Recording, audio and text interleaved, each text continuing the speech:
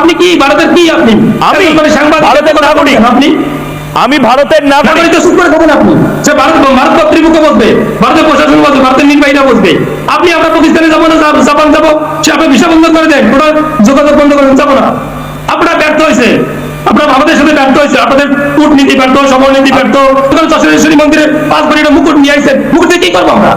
আপনি আমাদের জায়গা জমি নিয়ে যাচ্ছেন আর মুকুট মুকুট করতেছেন। শেখ হাসিনা খারাপ ছিল, মানে শেখ হাসিনা খারাপ ছিল, মোহাম্মদ ইউনূস এখন সেগুলো সব ঠিক করে দিয়েছে।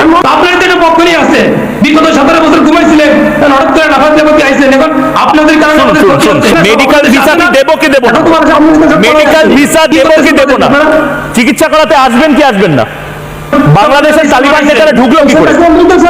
আপনি কোথায় ছিলেন তখন? আপনারা তো দেখছি গদগদ হয়ে আছেন মোহাম্মদ ইউনূসকে নিয়ে।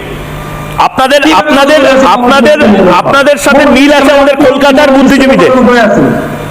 এই যে সমস্যা শোনেন দাদা, আপনার সমস্যা হচ্ছে আমি কথা বলতে দেন না। যখন আমি দেবরাজদা বলছেন আমি কথা বলতে দেবেন, আপনি পুরোটাই কথা বলছেন, বলুন না।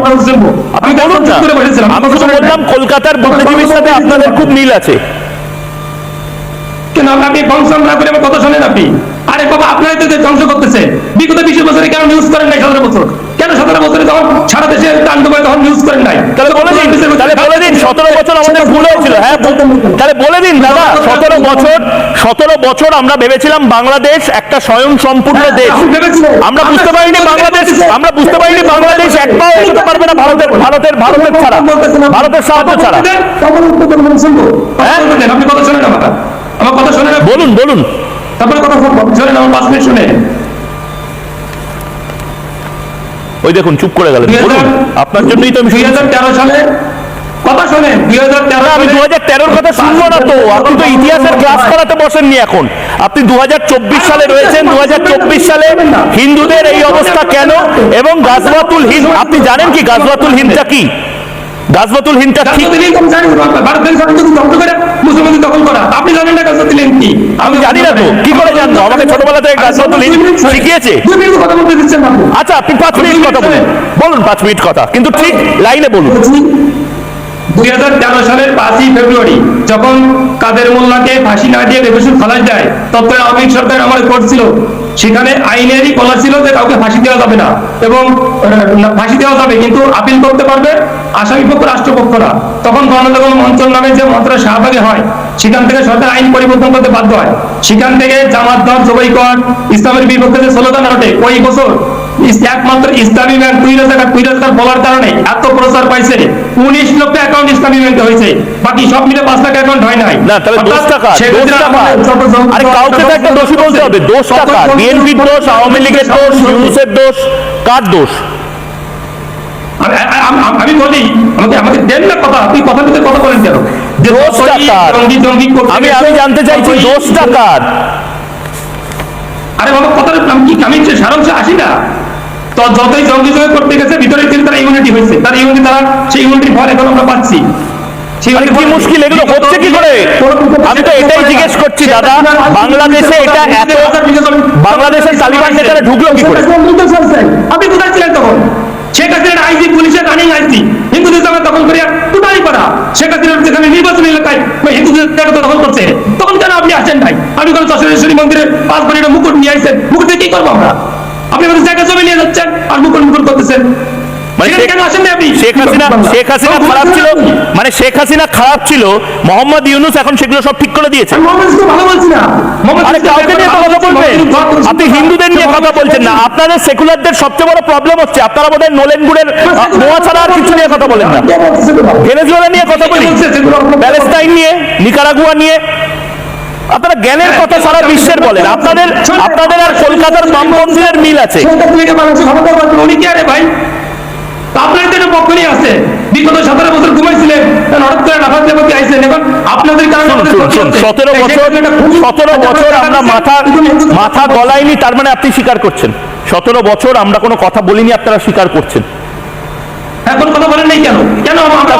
তার কারণ আমরা বাংলাদেশকে সোভারেন ডেমোক্রেটিক রিপাবলিক, আমরা ভেবেছিলাম বাংলাদেশ একটা সার্বভৌমত্ব, বাংলাদেশ একটা গণতান্ত্রিক রাষ্ট্র, বাংলাদেশ নিজেরটা নিজে বুঝে নেবে। তারপরে দেখলাম বাংলাদেশ নিজেরটা তো বুঝতেই পারছে না, আপনাদের মতন মানুষজন এমন ল্যাবড়াচ্ছেন যে আমাদের পশ্চিমবঙ্গে এখন সমস্যা হচ্ছে। আপনি বলুন তো, আপনাদের বাংলাদেশের জন্য আমাদের পশ্চিমবঙ্গ কেন সাফার করবে? শিলিগুড়ি করিডোরে আপনাদের এই সমস্ত আপনার বিএসএফ পারে না কেন? এই জঙ্গি আমরা বঙ্কি বানাই থেকে যাই, যখন সীমানা থেকে যাই ধরতে পারেন না কেন? তাদেরকে আপনারা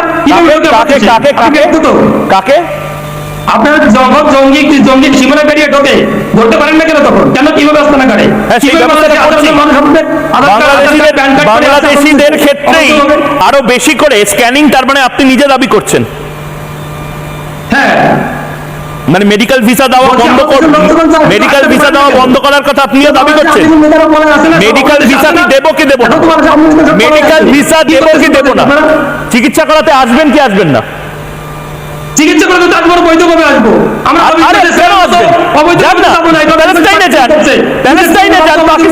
পাকিস্তানে যান, আরে পাকিস্তানে ওপেন হার্ট সার্জারি করান, ভারতে কেন মেয়ে? শুধু চিকিৎসার জন্য ভারতে আসবেন, ভারতে শুধু চিকিৎসার জন্য আসবেন আর সন্ত্রাসবাদী কার্যকলাপ করার জন্য আসবেন। কাইসে কাইসে চলেগা?